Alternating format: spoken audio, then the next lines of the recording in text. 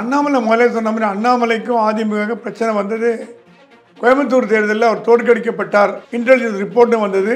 எந்தெந்த தொகுதியில் வேலுமணி யார் யாரை வச்சு அதிமுக வாக்கு வராமல் தடுத்து திமுக போட வச்சாருங்க முறைக்குன்னு அவருக்கு வந்துட்டு நியூஸ். திமுகவை எதிர்ப்பதற்கு எனக்கு அதிமுக தேவையில்லை. நான் பிஜேபி எம்எல்ஏ, நாங்கள் போட்ட பிச்சை அப்படி அதிமுக சொல்லுதான். எப்போதுதான் அடுத்த பாஜக தலைவரை டெல்லி தலைமை வந்து அறிவிக்கும்? பாஜகவில் சில விஷயங்கள்லாம் எதிர்பார்த்த அளவுக்கு ஸ்பீடாக நடக்க மாட்டேங்குது. தேசிய தலைவர் 6 மாதமாக போடல. நீங்கள் தமிழ்நாடு தலைவர் சொல்லிட்டீங்களே. இந்திய கலாச்சாரத்தின் ஆலமரம் RSS அமைப்பு என புகழாரம் சூட்டியிருக்கிறார் பிரதமர் மோடி அவர்கள். RSSோட 100ஆண்டு விழா கொண்டாட போகிறோம். அகில இந்திய லெவலில் மிகப்பெரிய விழா எடுக்க போகிறார் மோடி. உலகமே பாராட்டும் அளவுக்கு ஒரு விழா எடுக்க போகிறார். RSS தலைவர் பதவி போப்பாண்டவர் பதவி மாதிரி. போப்பாண்டவர் பதவி ரிசைன்லாம் பண்ண மாட்டார். வயசாரு. அவருக்கு காலத்துக்கு பிறகுதான் 306 தேர்ந்தெடுக்கும். தனது ஓய்வை அறிவிக்கவே RSS அலுவலகம் சென்றிருக்கிறார் பிரதமர் மோடி. 75 வயதுக்கு மேல் கட்சியில் பொறுப்பில் இருக்கக்கூடாதுன்னு சொல்றது வாஸ்தவம்.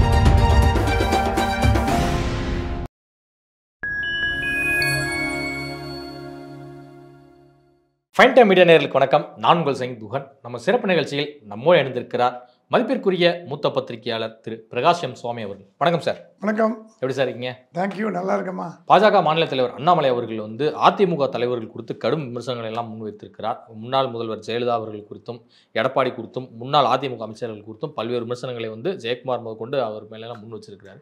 ஸோ இதெல்லாமே பார்க்கும்போது அண்ணாமலை எப்படி இந்த கூட்டணி அமைய இங்கே ஒரு ஸ்டேட் பிரசிடென்ட்டாக சம்மதிப்பார்?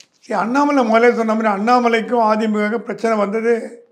கோயம்புத்தூர் தேர்தலில் அவர் தோற்கடிக்கப்பட்டார் அதிமுக செய்தி வந்தது.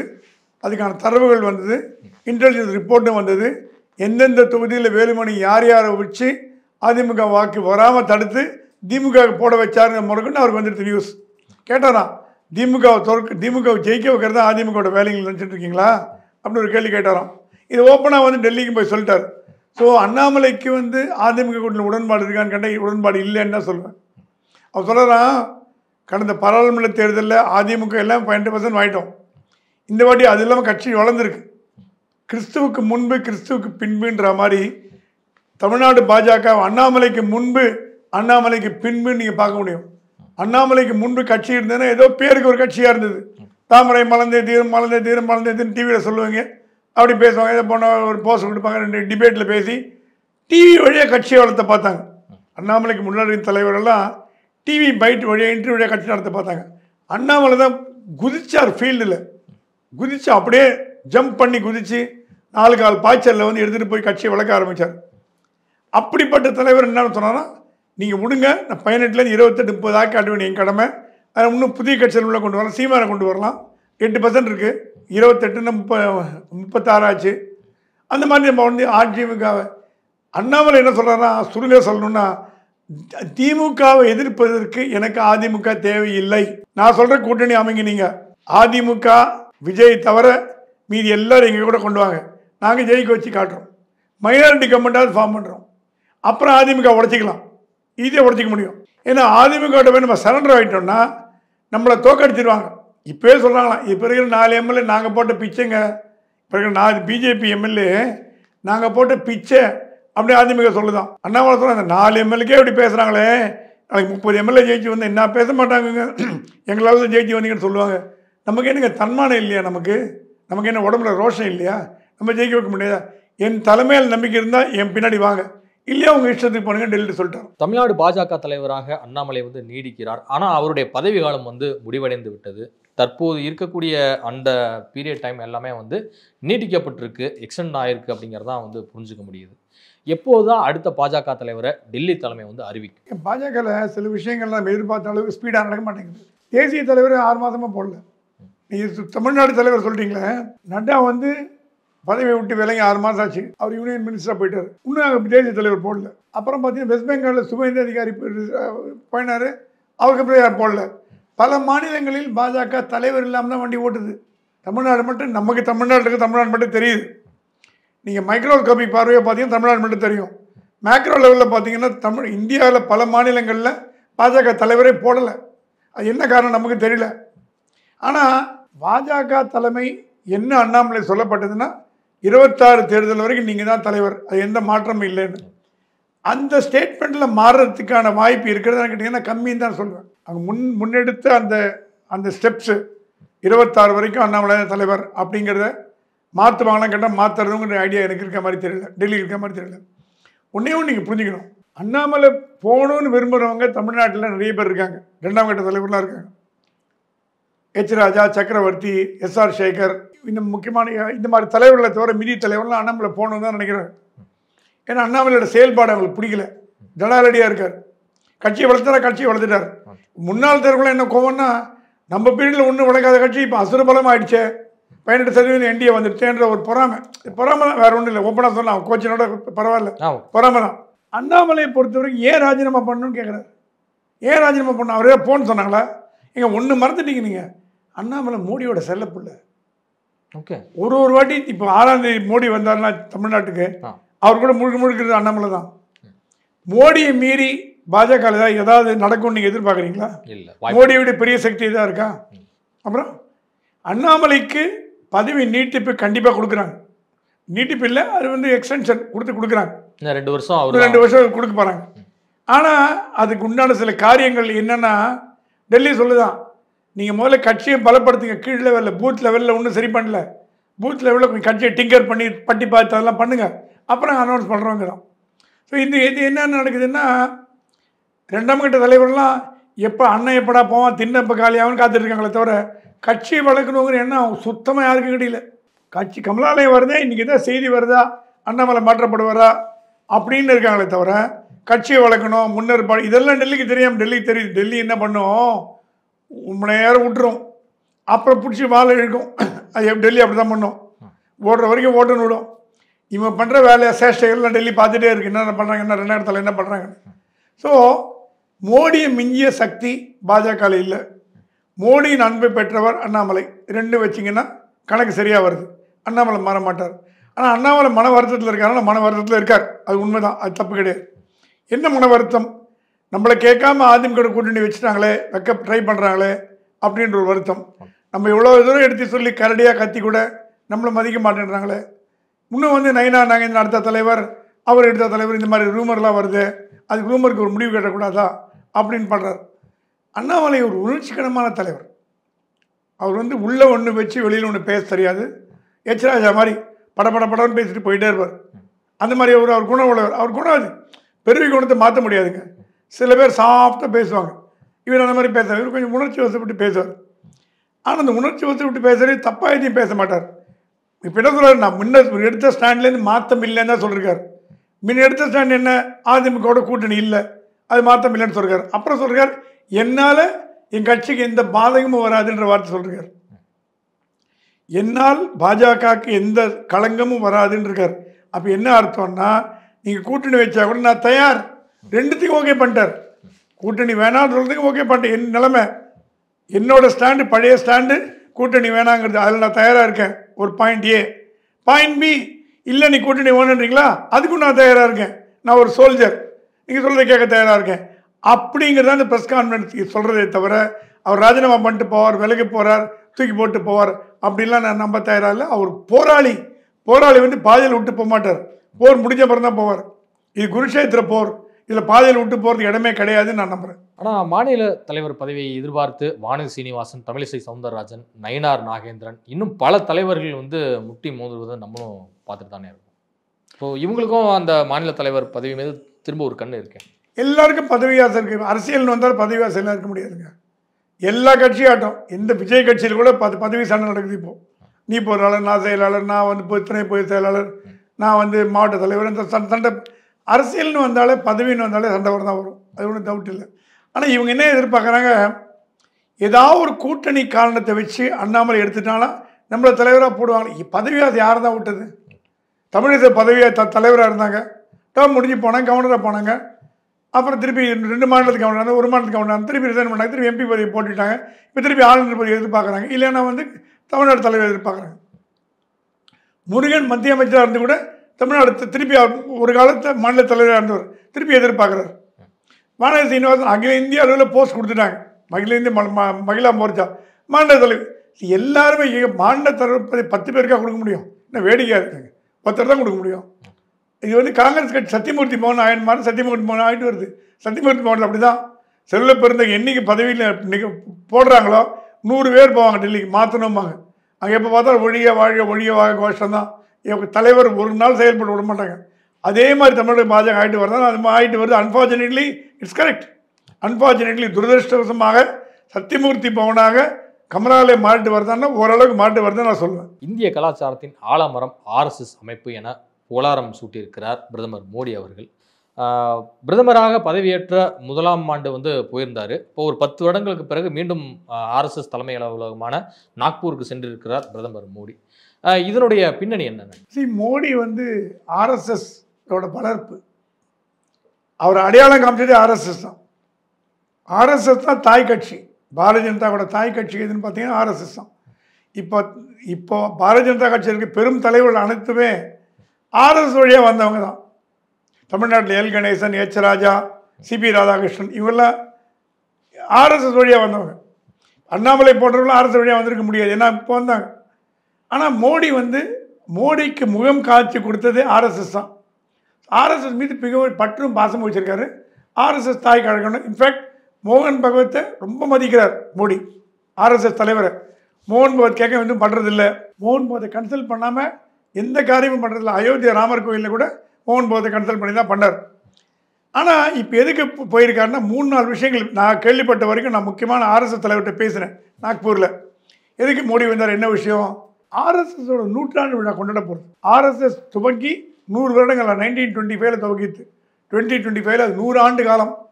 அகில இந்திய லெவலில் மிகப்பெரிய விழா எடுக்க போகிறார் மோடி. உலகமே பாராட்டும் அளவுக்கு ஒரு விழா எடுக்க போகிறார். தபால் தலை வெளியீடுலேருந்து பெரிய எல்லா மாநிலங்களையும் விழா நடத்தி ஒரு மிக சிறப்பாக ஒரு 2 மாதம் 3 மாதம் விழா நடத்த போகிறார். அந்த ஏற்பாடுகளை பற்றி கன்சல்ட் பண்ணுறதுக்கு மோகன் பகவத் பார்க்க போயிருக்கார். மோகன் பகவத்கிட்ட எப்படி என்ன மாதிரி கொண்டாட்டங்கள் நடத்தலாம் சர்வதேச லெவலில். இப்போ RSS என்ற இயக்கம் இந்தியாவில் மட்டும் இல்லை, அமெரிக்காவில் இருக்குது, கனடாவில் இருக்குது, இங்கிலாண்டில் இருக்குது. ஆனால் வேறு பேர். அமெரிக்காவில் HSSன்னு இருக்கும், ஹிந்துஸ்தான் ஸ்வயம் சேவக் அப்படின்னு இருக்கும். ராஷ்ட்ரிய ஸ்வயம் சேவக் இருக்காது. அது மாதிரி இங்கிலாண்டில், கனடாவில் உள்ள வெளிநாடுகளெல்லாம் RSSோட 100ஆண்டு விழா கொண்டாடணும்னு மோடி ஆசைப்படுறார். ஏன்னா பாஜக ஆட்சியில் இருக்கும்போதே 100ஆண்டு விழா வருதுன்னா எவ்வளோ பெரிய விஷயம். காங்கிரஸ் இருக்கும்போது 100ஆண்டு விழா வந்தால் யாரும் மதிக்க போகிறது இல்லை. பாஜக ஆட்சியில் இருக்கும்போது 100ஆண்டு விழா வருதுன்னா அது பெரிய விஷயமாக பார்க்கப்படுகிறது.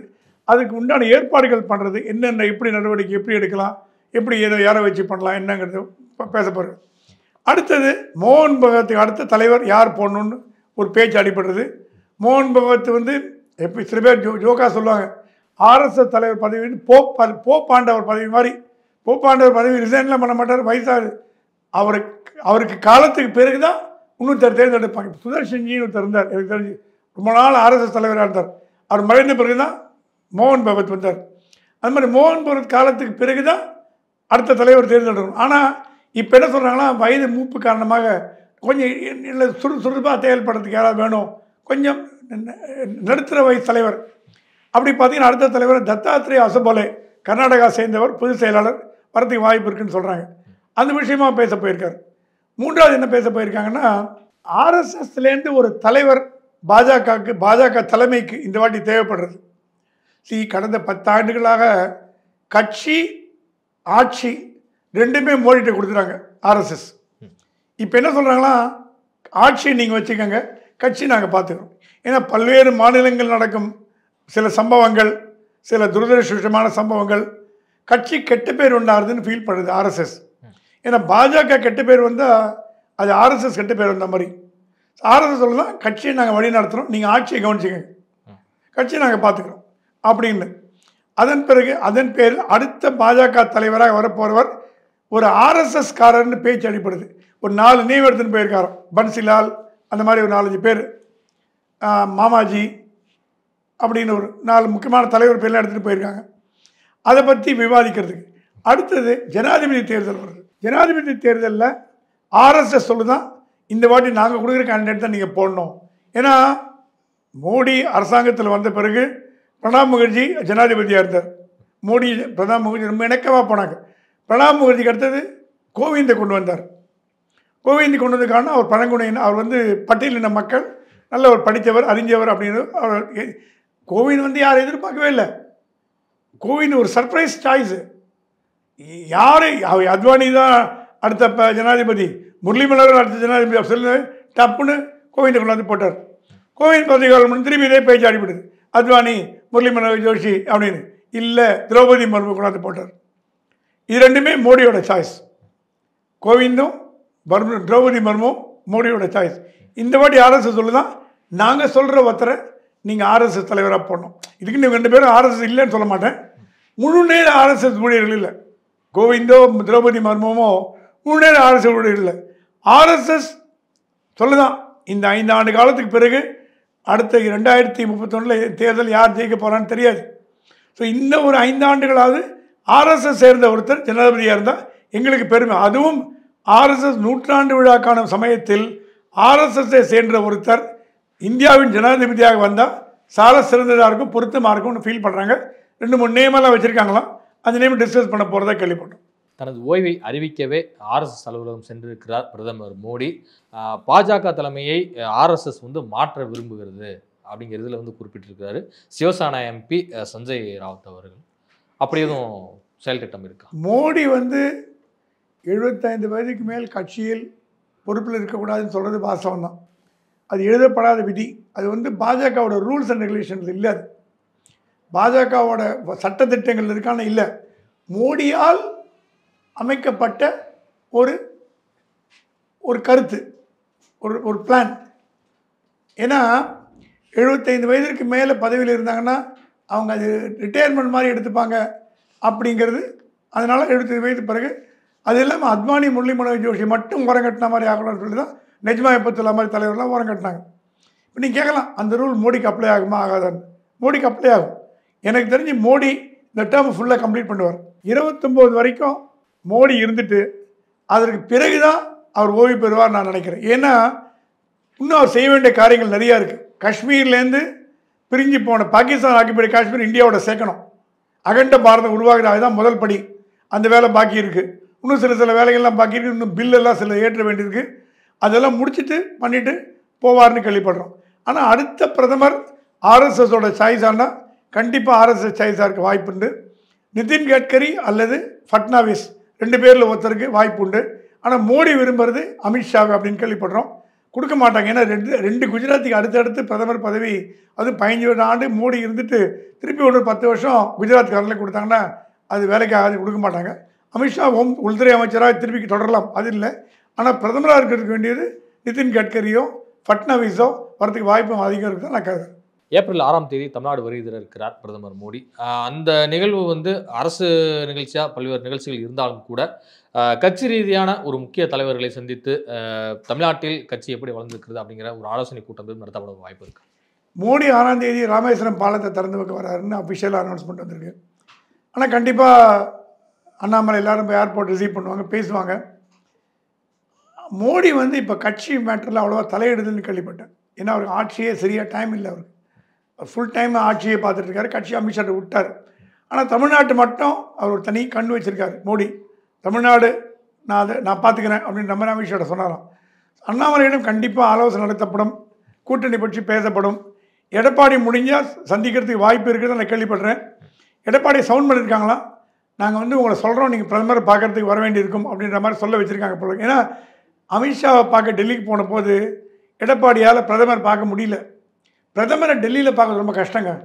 ஏன்னா தினம் அவருக்கு காலையில் நைட்டு வரைக்கும் கமிட்மெண்ட்ஸ் இருக்கும். பிரதமரை பார்க்குறதுக்கு பிரதமர் கூப்பிட்டாலோடய டெல்லிக்கு போக முடியாது உங்களால். அது பாஜக தலைவர்களுக்கும் பொருந்தும். இன்ஃபேக்ட் பல மத்திய அமைச்சர்கள் பார்த்தே பல மாதங்கள் ஆகிறது.